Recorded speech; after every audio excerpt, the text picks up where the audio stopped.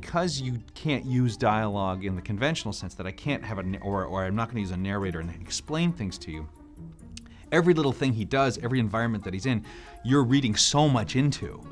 And so I had to show that he was already starting to form a personality, that he had spent so much time alone that you would hopefully just buy the conceit that this robot started to have his own thought process and a unique personality.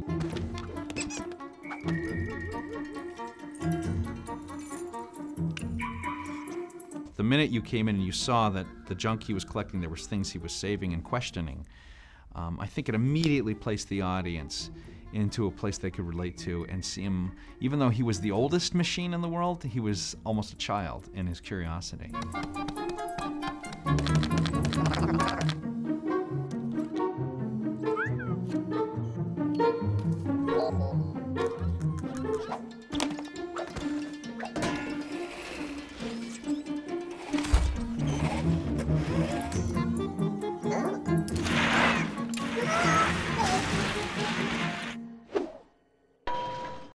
I had to be told that there was no actual dialogue in the first half hour because I never noticed.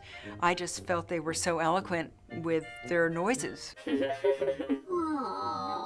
It's like a classic silent film. Every day at lunch we would watch one Chaplin piece and one Keaton piece. And by the year and a half we'd pretty much seen everything they'd done, short and feature length. And you walk away going, what can't you convey visually? Those guys were the masters. They could convey anything.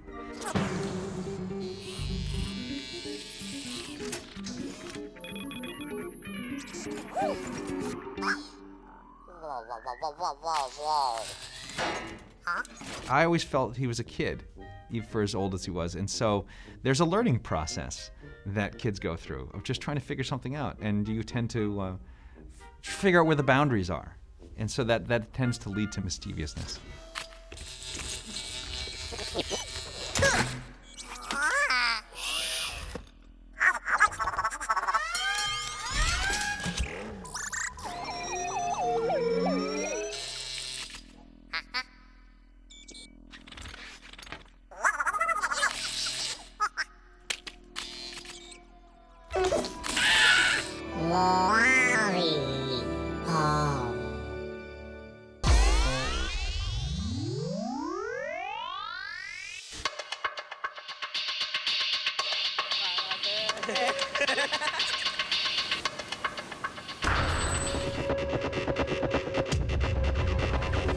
City of God is a film about drug dealers, and at the same time it's a social portrayal of this society with several characters in different time periods. And City of Man is the opposite of it. It's a character-driven story based on these two main characters, and this is the story about the families and the people that live in the favela. And the drug dealers are just a backdrop. Sabe qual foi a primeira arma que eu peguei na vida? Arma do teu pai, neném. Arma do teu pai. Eu era moleque ainda, ele já era segurança de uma churrascaria. A gente passava lá toda madrugada. Eu e o meu bonde. Liberava várias quentinhas pra nós, mano. Só que eu já muito louco, ficava enchendo o saco dele pra ele me dar o 38 pra eu poder pegar na arma dele. Era sinistro. Teu pai era responsa, mano. The lack of fatherhood is a very serious social problem in the favelas, because when these kids grow up without a father, which is very common, the father abandons the kids, these kids start projecting the image of the father into the drug dealer. And they start to admire this man.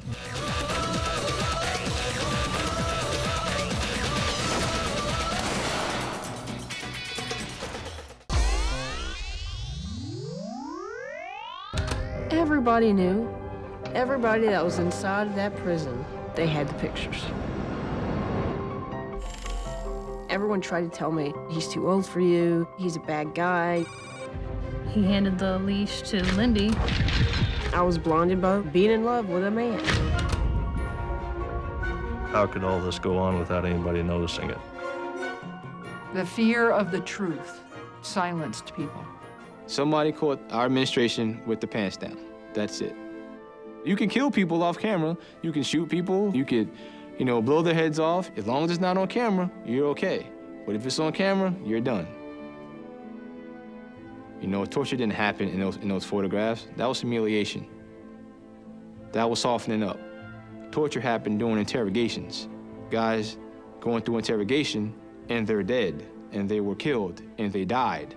That's where the torture happened. We don't have photographs of that.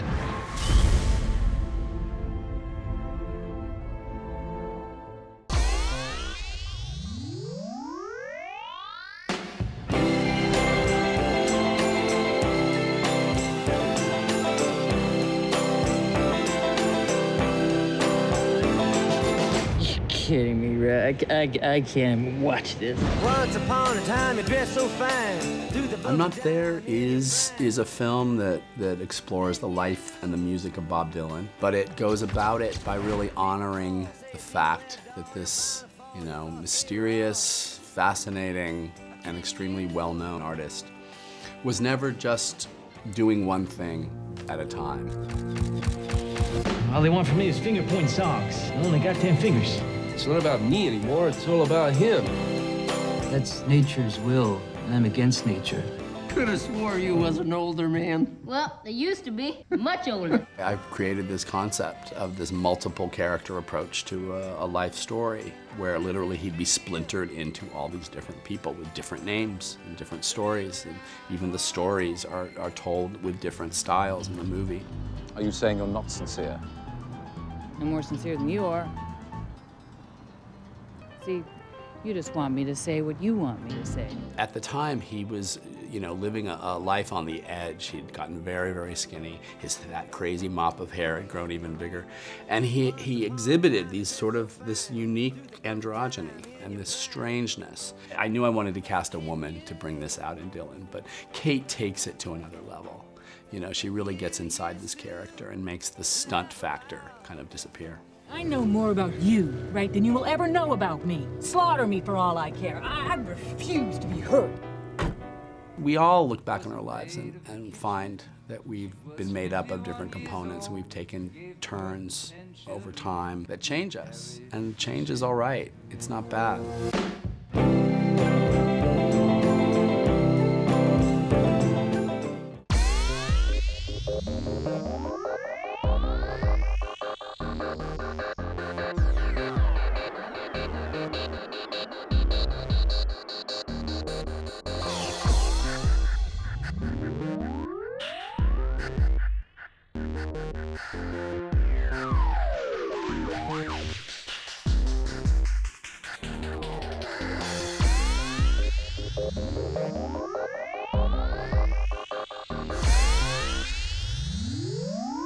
A year ago, these cops and lawyers wouldn't dare cross any of you. I mean, what happened? So what are you proposing? It's simple. Kill the Batman.